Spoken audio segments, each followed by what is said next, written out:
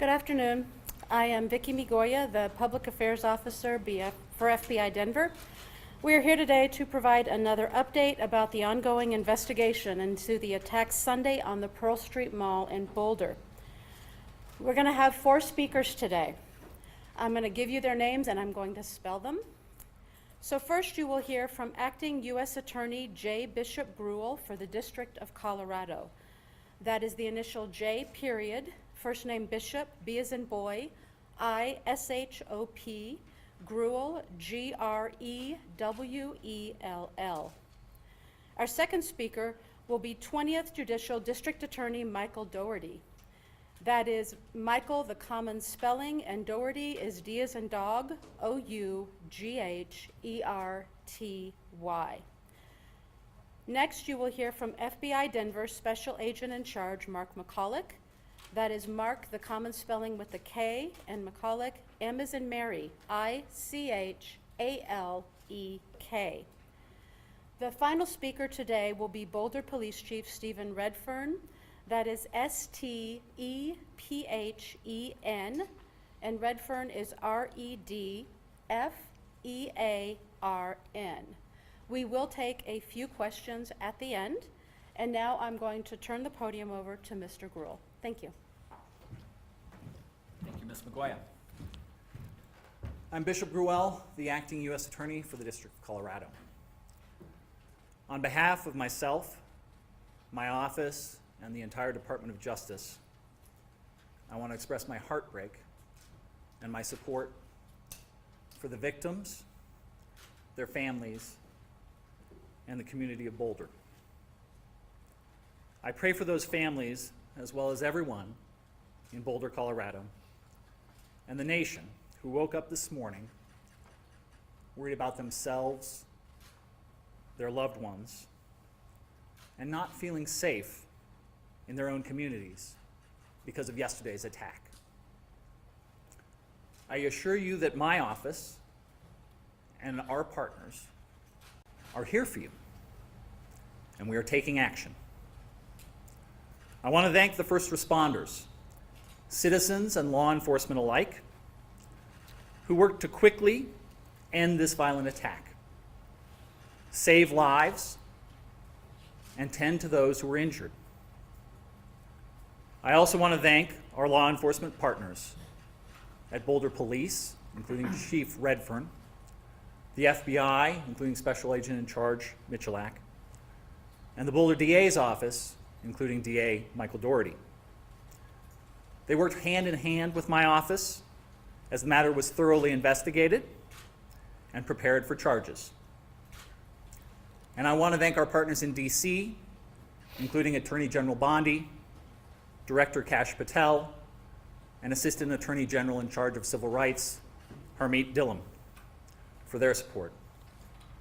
My office and AAG Dhillon were in contact yesterday throughout the day, which helped lead to the federal charge that we're announcing today. My office has charged Mohammed Sabri Solomon, age 45, with the commission of a hate crime under 18 U.S.C. Section 249. When that offense includes attempted murder, the statutory maximum federal sentence is life in prison. No one should ever be subjected to violence of any kind. But our laws recognize that such violence is particularly pernicious when someone is targeted because of their race, their religion, or their national origin. According to our complaint and the charges brought by DA Dougherty's office, Mr. Solomon stated that he had been planning this attack for a year. And he acted because he hated what he called the Zionist group. But what the charges allege that he did was to throw Molotov cocktails at a group of men and women, some of them in their late 80s, burning them as they peacefully walked on a Sunday to draw attention to Israeli hostages held in Gaza. And when he was interviewed about the attack, he said he wanted them all to die. He had no regrets, and he would go back and do it again. He said that he had previously tried to purchase a firearm, but resorted to the Molotov cocktails when he could not purchase a gun because he was not a legal citizen. I remind you that Mr. Solomon is presumed innocent until proven guilty. My office and our partners hope justice will help heal the people in this community and in the communities throughout the country shaken by yesterday's attack. We fully intend to hold Mr. Solomon accountable for his actions, and these charges are the first step. Thank you. I'm going to turn it over to DA Michael Doherty.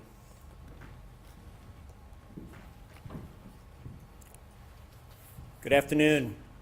I'm Michael Doherty. I'm the District Attorney for Boulder County. I appreciate the members of the media who are here today so we can help provide this update to a grieving and traumatized community. What you see here today is us standing shoulder to shoulder, ensuring that justice is done in response to this tragic and terrible attack. We stand united in denouncing hate, terror, and violence in this community. We're united in condemning acts of anti-Semitism, hate, and violence, and we're also united in a strong response to this horrific attack. I stand with this community and the people of the state of Colorado against hate and terror. And we are united in our commitment, both at the federal level and the state level, in pursuing and securing justice for the victims of this mass attack and for the communities that we serve. Boulder is a beautiful and special place, but we're not immune from mass violence or hate crimes, including violent acts of anti-Semitism that impact far too many communities across this country. And yesterday afternoon, on a beautiful day here in Colorado, a number of people participated in a peaceful walk and gathering on Pearl Street here in Boulder. It is a place where a lot of people gather every day.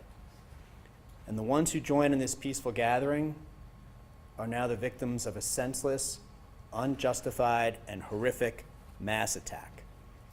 And to all the victims, their loved ones, and to this community, I promise you that each one of us up here today will work tirelessly to ensure that justice is done and the defendant is held fully accountable. I want to recognize, as the U.S. Attorney did, the response by community members who helped in the minutes immediately following the attack and came to render aid to victims who had suffered through a horrific attack upon them. Also, I want to recognize the courage and the rapid response by the Boulder Police Department, who once again were called to respond to a truly horrific attack upon innocent members of our community and responded without a second of delay. I will highlight for you that there were 16 unused Molotov cocktails that were recovered by law enforcement in the hours after the incident took place. 16. So I really want to thank the Boulder Police Department and their law enforcement responders, as well as the first responders who provided medical aid to the victims. But that rapid response with the recovery of the 16 unused Molotov cocktails, I think speaks for itself. Our office and the U.S. Attorney's Office will be working closely together and in coordination with one another to ensure that the defendant is held fully accountable. As you heard from the U.S. Attorney, the U.S. Attorney's Office will be prosecuting the hate crime against the defendant. Our office will be prosecuting the attempted murder charges and related charges at the state level. This approach will accurately reflect the actions the defendant is alleged to have taken and the harms that he caused. It will allow us to secure a verdict, an outcome, a sentence, whereby he'll be held fully accountable. It's been done, and by it I mean federal and state prosecutions jointly, has been done in other cases, most recently the Club Q mass shooting down in Colorado Springs. At the time the arrest affidavit and warrant were filed with the state court yesterday, there were 8 victims identified, and I'll touch briefly now on the charges that were filed at the state level, as well as the possible sentences he faces if convicted on those charges. So there were 16 counts of attempted murder in the first degree, 8 of those counts are for attempted murder with intent and after deliberation. The other 8 counts are attempted murder with extreme indifference, so 16 counts total. If the defendant's convicted and those counts are running consecutive to one another, he would face a maximum of 384 years in state prison. He's also charged with 2 counts of use of an incendiary device. If convicted of those charges and they run consecutive, he would face a maximum sentence of 48 years. He's also charged with 16 other counts of attempted use of an incendiary device. And again, if convicted and if they run consecutive, the maximum on those counts would be 192 years. So 384 years on the attempted murder, 48 on the use of the Molotov cocktails, and then the attempted use would be 192 years. The judge set a $10 million cash-only bond on the state charges. As you are aware, he's going to be going before the judge this afternoon at the jail. I believe that is scheduled for 3:30, but I rely on the sheriff's office to communicate with members of the media of the exact time. Thanks to the investigation by federal, state, and local partners, and I just want to highlight for you, this is a horrific attack. But as district attorney, when I walk into this building and I see the FBI, Boulder PD, and all the law enforcement partners working, it's the exact response I hope to see. The teamwork they demonstrate, the work they put into it. If you were downstairs right now, you'd see incredible law enforcement officers and investigators working calmly, professionally, and tirelessly to ensure we get all the information we need to get the right outcome in the criminal cases that the U.S. Attorney's Office and my office will prosecute. Through their work, we've now identified 4 additional victims, so there's now a total of 12 victims. And as you'll hear from the FBI special agent in charge, we're going to continue to encourage victims and witnesses to come forward and contact law enforcement. But we now have 12 victims, and on the later this week, we'll be filing formal charges against him. That's our normal process. So the filing of formal charges by the district attorney's office will reflect 12 victims, and if more come forward, additional victims as well. On my final note, what I want to stress is this community has experienced too many tragedies: fires, floods, and mass attacks. But each time I've seen this great community respond with strength, resilience, and support for one another. I trust and hope that that will happen again now. That for the many members of the community who've come forward before to help one another, to support one another, to comfort one another, that will happen again today and in the weeks, months going forward. That once again our community will rally to restore peace and to bring support and comfort one another during this dark hour. As your district attorney, I want to remind the members of the media and the community that the defendant's innocent unless and until proven guilty, and the charges are merely allegations. I'm going to turn it over to the special agent in charge of the FBI, and then we're happy to take questions after each one of us is done. Thank you. Good afternoon. I'm Mark McCulloch, Special Agent in charge of the FBI's Denver field office, and want to provide a quick investigative update. The FBI has been here on the scene in Boulder for the past 24 hours, and we stand shoulder to shoulder with the Boulder Police Department and our partners. Their heroic and swift actions clearly saved lives. As mentioned, there were 16 unused Molotov cocktails within arm's reach of the subject at the time of his arrest. So there is no question that the first responders saved lives and prevented further victims from being injured. And I think the fact that we have both federal and state charges within 24 hours of this attack is a testament to the strength of the partnerships, the professionalism of the investigators, and our commitment to the community and to each other to pursue justice. We continue to support the victims, their families, and the greater community with personnel and resources. Our hearts go out to the victims, and we want you to know that we are committed to being here for you.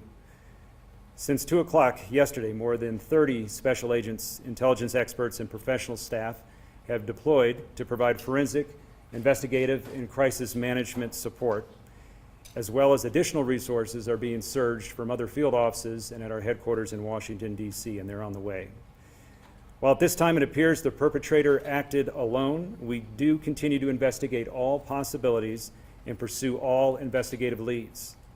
If we uncover evidence that others knew of this attack, or supported the subject in this attack, rest assured that we will aggressively move to hold them accountable to the fullest extent of the law. Since the investigation began 24 hours ago, the FBI has conducted 44 witness interviews. We've executed search warrants on vehicles, property, and digital devices. We've deployed our full evidence response team both to Boulder at the main crime scene and the execution of a search warrant at a residence tied to the subject in Colorado Springs. Members of the ERT worked through the night to gather all evidence so that the Pearl Street could swiftly be reopened this morning. We've deployed victim specialists to hospitals and assigned one to each and every victim that's been identified to date. We've set up a digital media tip line. We've deployed a mobile command post for information sharing and evidence control, and we continue to canvass for witnesses, additional victims, and camera footage. We ask that you call us at 1-800-CALL-FBI if you have any information about the events that transpired yesterday.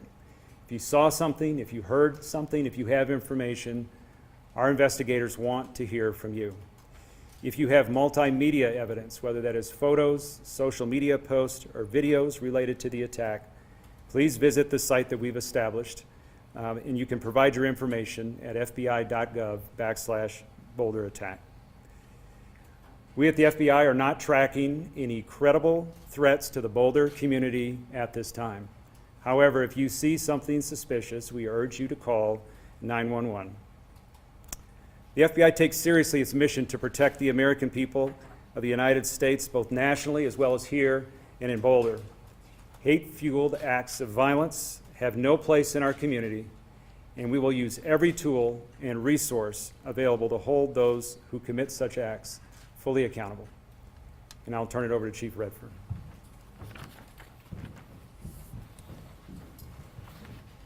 Thank you. Good afternoon. Again, my name is Stephen Redfern. I have the honor to serve as the police chief here in Boulder. I want to give a few updates from the city and the police department before we take some questions. So today, in the aftermath of this heinous terrorist attack in our city, I again want to start with thanking our partners. I think we've all alluded to the importance of partnerships. I can tell you, as I was rushing to the scene yesterday, one of the first or second calls I made was to the special agent in charge, because no matter what this ended up being, I knew we would need help. And once again, the FBI, all of our state, local, and federal partners have stepped up, and we are absolutely in a really good place for 24 hours into this investigation, in my opinion. Michael Doherty alluded to it, but the work that I've seen in this building and out on the street in the last 24 hours is remarkable. And every single person working on this investigation is doing their job above and beyond to bring justice to these victims, including the men that stand behind me here, and I'm grateful. The scene, as you may know, around 2 in the morning, we released the scene. So as of this time, we have no active closures in downtown Boulder. We have no areas closed off. We spent an extensive amount of time yesterday up until the early morning hours today with bomb dogs, our bomb squads, ensuring that there were no other threats in the area, and people were allowed after midnight to go back in, get vehicles, and businesses have been allowed to reopen if they so choose.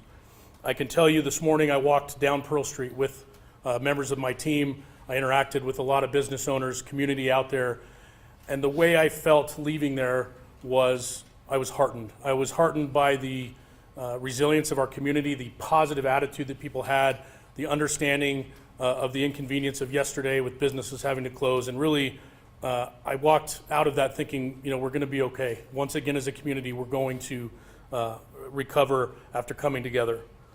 A little bit more on community. So we are aware of events this week. We're aware of things coming up in the next, we're looking 7 to 10 days out at other events, and we are going to ensure, along with our partners, that we have adequate coverage, law enforcement coverage, security at any event that's taking place this week. We want to ensure that people feel comfortable and safe in this community gathering and remembering what happened, as well as any other planned events that we have. We will be relying upon our partners, such as the State Patrol, to ensure that we have proper coverage where people can feel safe. Before this attack, we had the Boulder Police Department, the City of Boulder, had very strong relationships with our Jewish community. We even have an officer assigned as a Jewish community liaison with Boulder PD. Those relationships have paid off dividends during this attack, and I know going forward in the aftermath, we're going to continue to work with our community. I've been in contact via phone, email, and text throughout the day and last night with members of our Jewish community. Myself and the district attorney will be leaving shortly to have a meeting with community leaders from our Jewish community as well. The message there, the bottom line message, is we want everyone to feel safe. We will not condone these types of attacks and acts in our community. I will reiterate what was prior said. It is never an inconvenience for someone to call the police if they feel uncomfortable about a situation, if they see something odd, if they see a person acting in a suspicious manner. Let us come out and let us determine if there is some validity to people's suspicions. That's why we are here. So please call us if you see something. Literally, the old see something, say something adage applies here. Please call us if there's anything that's making you feel uncomfortable in the community. And lastly, I just want to say again, we have been contacted, the city and the police department from all over the world with outpouring of support, messages of support, and I want to thank you. It matters, it makes a difference going forward. So I appreciate all of that. With that, I'm going to turn it back over to our public information officers for some questions. All right, I will try to call on people for questions, and I will repeat the question, hopefully, so everybody can hear it, and then turn it over to our experts for answers.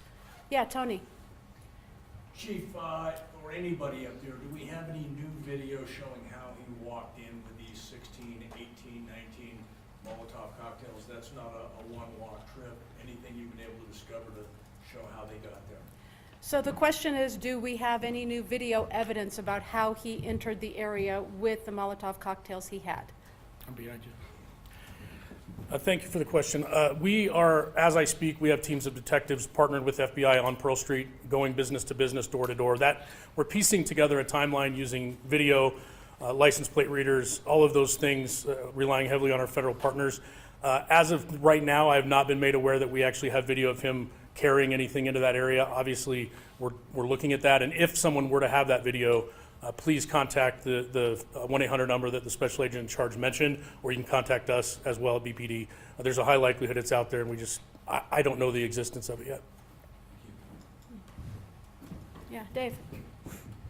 Yes, can you tell us any updates on the 8 original victims, and then any more information on the 4 people that you've identified as well? The question is if we can provide additional information about the 8 victims that we previously mentioned and the new 4 that came up today. Thank you. Regarding the victims, prior to this press conference, I received an update that we still have 2 victims in the hospital. I believe those are the 2 that were flown to University Hospital in Aurora. I believe the victims, the additional victims that we learned of today, the reason we didn't know about them until today was their injuries, thankfully, were more minor in nature. They've come forward to be interviewed and things, and then we realized that they did have injuries. So we're counting everyone who received any sort of injury in this attack in that number. So as far as I'm aware right now, 2 people still in the hospital, and again, our thoughts are with them as they recover. Yeah, right here. Hi, do you know how many people were in the original peaceful march from the group that was there originally? So the question is, do we know how many people were participating in the group's peaceful march on Sunday? I do not have an exact number of the people that were there for the peaceful gathering. What I can say, though, is when we responded to the scene, there were probably 20 to 30 people in that vicinity. Some of them were witnesses. Not all of them were there specifically to take part in that weekly gathering, and so I don't know that. But in the area, we had 20 to 30 folks right there at the courthouse with a lot of other people coming and going with the businesses right there. Yeah, over here. For the U.S. Attorney, this was initially classified by the FBI as a terrorism investigation. Is the hate crime charge a terrorism charge, or did something change in the charging decision? So the question is for the U.S. Attorney's Office about the fact that yesterday terrorism was mentioned and we see a hate crime charge today, and can we explain that? Yeah, so we've moved swiftly to charge quickly, just to send the message to the community that no acts of anti-Semitism are going to be tolerated and there are severe consequences. Just because there's only one charge that has been made so far doesn't mean that we're not considering other charges that could come in the future. Yes. Can we get some clarity, Chief? We're hearing UC Health says they have 3 victims there? Is it 3 or 2? Question is about victims at UC Health. I don't have that clarity that you're asking for regarding the number. We've been told 2. It's possible it's 3. We may be not having updates on if people have been released. We can absolutely follow up with that number. We can firm it up after this and put that out. In the back with the hat. Was there any prior knowledge of Solomon as a potential threat before yesterday? So the question is, was there any prior knowledge that the perpetrator was a threat?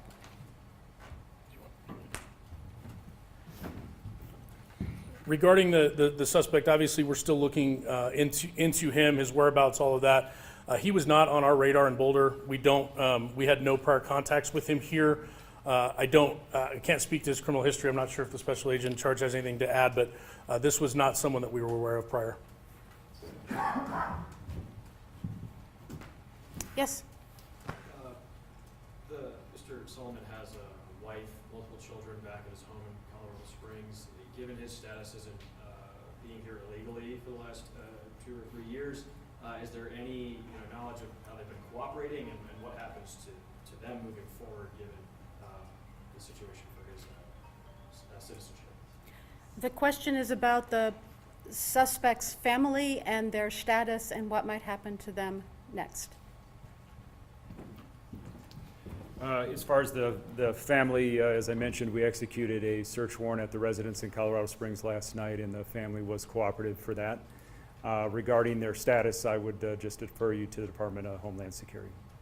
Sir, can you talk about what you were looking for and what you found in that search warrant? So it was part of this investigation. It's a logical part of our investigation to see if there's additional evidence there. Evidence was recovered, including digital evidence, and we're reviewing that now to determine, as the acting U.S. Attorney said, if additional charges are warranted down the road. Was he on your radar as a terrorism task force, like as a person or as a potential suspect? So the question was the subject on our radar locally as part of our joint terrorism task force, and the answer is no. Okay, thank you very much for being here today. Those are all the questions we're going to take. One more. I was just curious about the incendiary. What are they made up of? Are you allowed to talk about what they're made up of, or what is this actual devices that were used? Yeah, we'll answer one more. Sorry. So last question on the specifics on the incendiary devices. There were really 2 chunks of incendiary devices that were recovered. We've referred to Molotov cocktails, which are like glass jars with material in them that are combustible, flammable, like gasoline, and then a rag that's used with a fire to ignite them and throw them. In addition to that, it appeared he had a backpack for like a weed killer, but that contained flammable liquid in it as well. How many were used?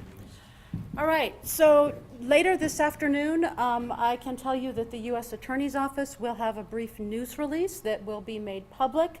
We don't anticipate another large media briefing at any time in the future, but the prosecutor's offices, both the district attorney as well as the U.S. Attorney's Office, will have updates for the media as their cases proceed.